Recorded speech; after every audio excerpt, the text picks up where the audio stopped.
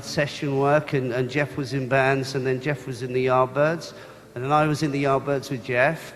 I said, not much, you know, and he says, well, what about a couple of nights at Ronnie's? And I went, yeah, thanks, I ran away. Joss, and she just nailed it today in a spectacular way. I think we're all kind of thrilled. In today's headlining musical mess, we dive into the whirlwind world of Jeff Beck, a man whose guitar could sing, scream, and slap, often at the same time, but whose personality reportedly had the charm of a rusty tuning fork on a bad day. While fans worshipped his fretboard sorcery and genre-bending genius, backstage whispers painted a very different picture. One of ego's fried sunny side up, and bandmates running for cover faster than a drummer avoiding loadout duty. Jeff Beck wasn't just a guitarist, he was a lightning bolt in human form, brilliant, electrifying, and slightly hazardous to musical relationships. Known for pushing the limits of what a guitar could do and what his bandmates could tolerate, Beck carved a place for himself in rock history as both a revered innovator and a walking HR complaint. But here's the backstage pass they don't sell at merch stands. For all his genius, Beck had a not-so-humble habit of rubbing fellow rock legends the wrong way, and not just like a bad key change. We're talking about full-blown, amplifier-blowing feuds that made tour buses feel more like battle tanks. These weren't your typical artistic disagreements or I prefer a different reverb setting squabbles. No, sir. These were volcanic clashes that left burned bridges, scorched egos, and enough snarky quotes to fill a drum case. From blues purists to stadium gods, from smoky pubs to platinum stages, Beck managed to earn the eyebrow-raising distinction of being loved by fans, yet low-key loathed by more than a few peers. And the names on this rock and roll enemies list? Let's just say they're not your local cover band guitarists arguing over who gets the solo in Sweet Child O' Mine. No. These are the six-string superstars who looked at Jeff Beck's genius and instead of applauding, wanted to unplug him. Stay tuned as we dig into 6 jaw-dropping rivalries that prove that in rock and roll, the real fireworks don't always happen on stage. And what happened behind the scenes? Well, it might just pluck your last nerve string. Coming in with enough raspy charm to sell out arenas and enough hairspray to survive a wind tunnel, Rod Stewart was once part of what could have been rock's ultimate power duo alongside Jeff Beck. That is, until creative lightning turned into thunderous backstage shouting matches. Their collaboration in the Jeff Beck group during the late 1960s was supposed to be a musical marriage made in rock heaven, but instead, it played out like a tour bus soap opera with guitar solos. According to insiders and enough spicy quotes to make a reality show blush, Stewart reportedly found Beck's demand for sonic perfection about as enjoyable as reheated fish and chips. While Rod preferred to vibe, feel, and sway through his performances like a groove-powered panther, Beck was said to treat the recording studio like a NASA control room, every note scrutinized like it was being launched into orbit. During the 1968 recording of the album Truth, tension supposedly boiled over like an overcooked kettle. Beck, with his every note must be perfect or you refired attitude, clashed with Stewart's looser, soul-infused style. One legendary comment even claims Rod muttered to bandmates, "He's turned rock and roll into a math exam, and I didn't bring my calculator." Things got spicier during live shows, with Stewart allegedly feeling like Beck treated him less like a frontman and more like a vocal prop. The final straw snapped harder than a cheap guitar string during a 1969 U.S. tour, where Beck supposedly criticized Stewart's stage performance in front of the entire band, leading to a mic-dropping, backstage exit that included the now iconic "I don't need a guitar teacher who thinks he's God" retort. After the fallout, Stewart reportedly referred to the collaboration as being in a band with a musical dictator, one who traded creativity for control and inspiration for intimidation. What could have been rock's Lennon-McCartney moment quickly turned into rock's loudest "We're never getting back together" breakup anthem, minus the Taylor Swift chorus. And thus, the Beck-Stewart saga remains a cautionary tale that even rock royalty isn't immune to tone-deaf power struggles and one too many studio tantrums. Now, if there's one guitar slinger who never needed extra glitter to get attention, it's Eric Slowhand Clapton, a man who could make a guitar weep. moan, and politely request a cup of tea all in one solo. But when it came to Jeff Beck, Clapton's emotional blues tone reportedly turned into something a little more sour.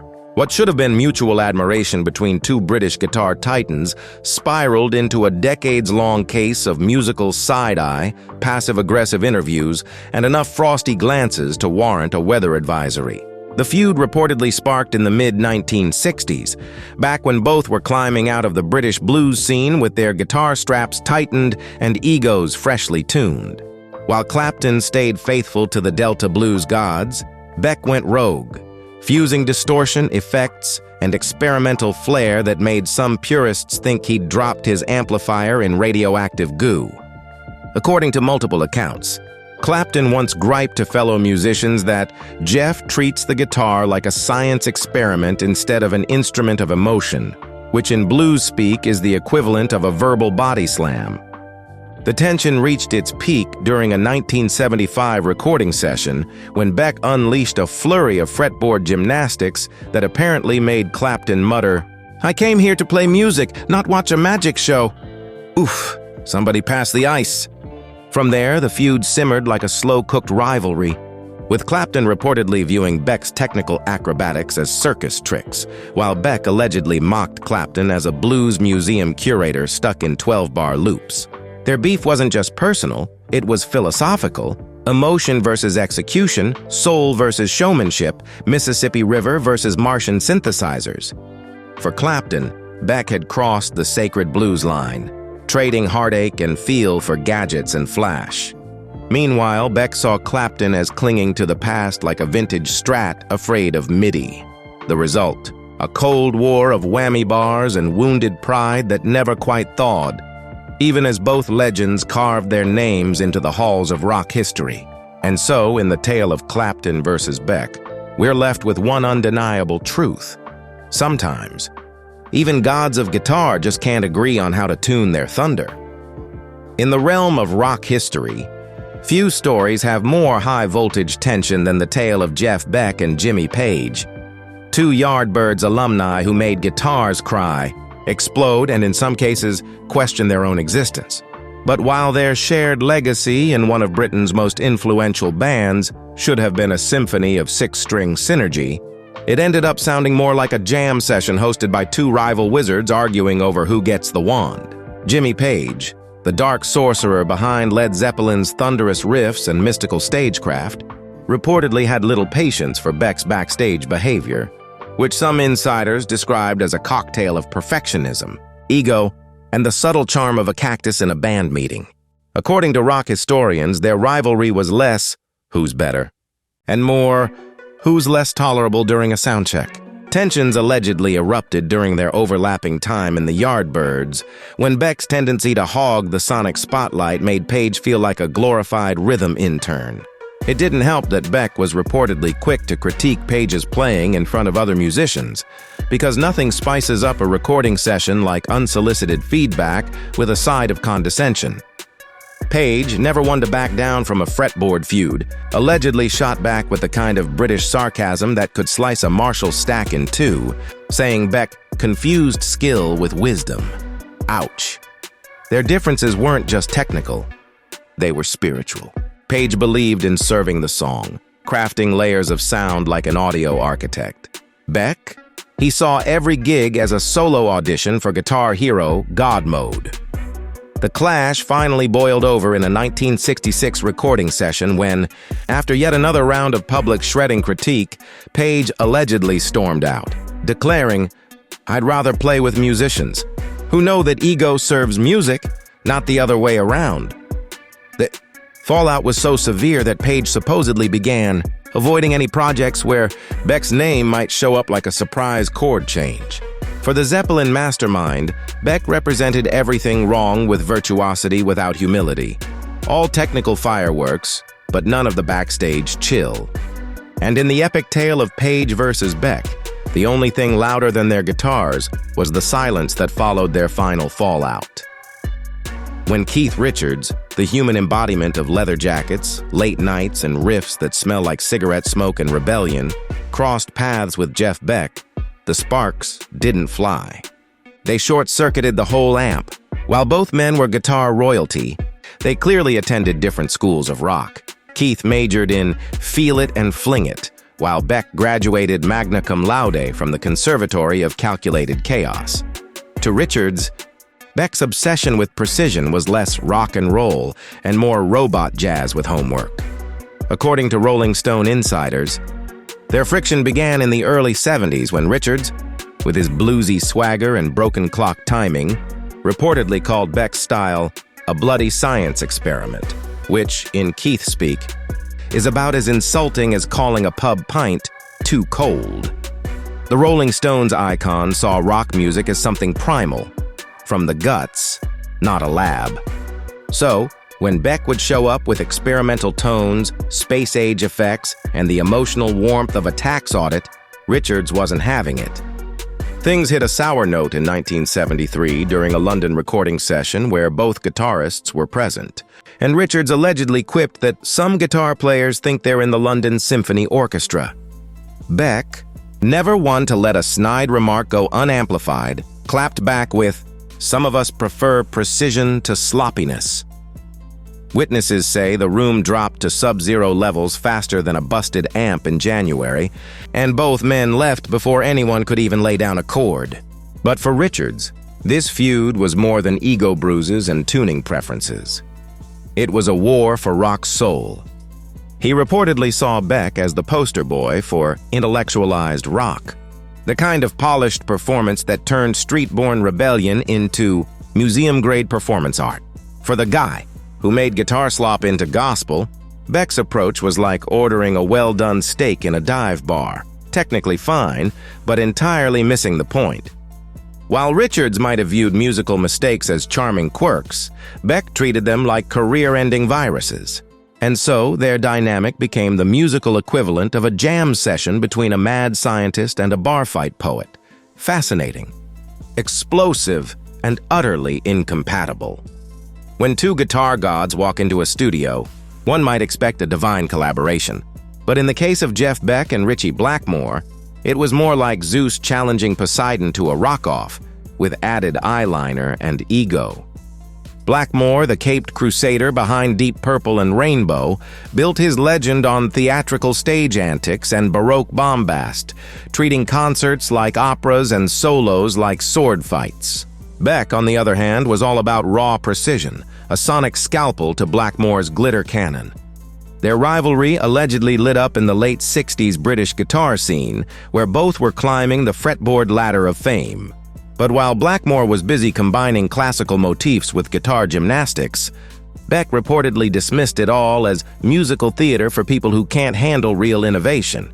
Ouch, that's a spicy meatball.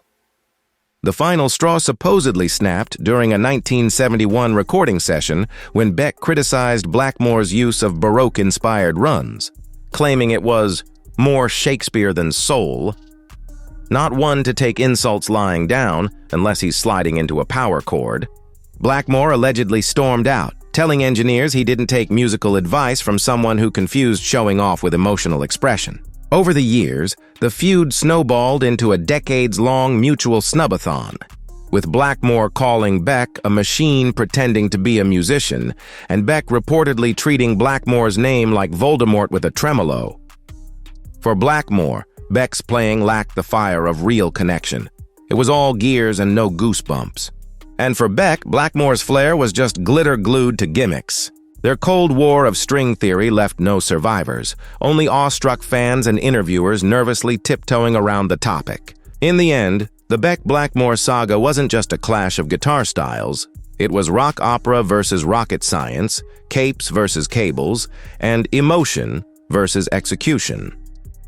By now, one thing should be as clear as a freshly polished Stratocaster. Jeff Beck didn't exactly win the award for Most Approachable Bandmate. Across decades and dozens of jam sessions, Beck left behind a trail of blown amps, bruised egos, and enough cold shoulders to start a snowman support group. While fans hailed him as a revolutionary, a fretboard prophet who bent strings and genres with equal dexterity, his colleagues reportedly viewed him as a backstage thundercloud. Perfectionism isn't inherently bad, but in Beck's case, It often came with a side of sarcasm, a sprinkle of snark, and a full buffet of musical micromanagement. Collaborators describe sessions with him as less creative hangout and more audition for an orchestra where you can never actually pass. Even rock legends felt like they were walking on eggshells tuned to E minor. Studio engineers allegedly kept Tums nearby during Beck's sessions, just in case a missed note triggered a lecture on tonal integrity. The man could make his guitar sound like a weeping banshee, but heaven help the bassist who hit a bum note during take 3. Over time, Beck's sonic brilliance began isolating him from the very artists who once lined up to play alongside him. His standards soared, but his circle shrank, and while fans marveled at the results, bandmates quietly backed away like roadies near a toppling stack of speakers. What's tragic, and oddly poetic, is that Beck's desire for musical transcendence may have left him professionally stranded, surrounded by awe, but short on allies. It's the classic tale of a genius so tuned into his vision that he couldn't hear the warning signs of collaboration burnout.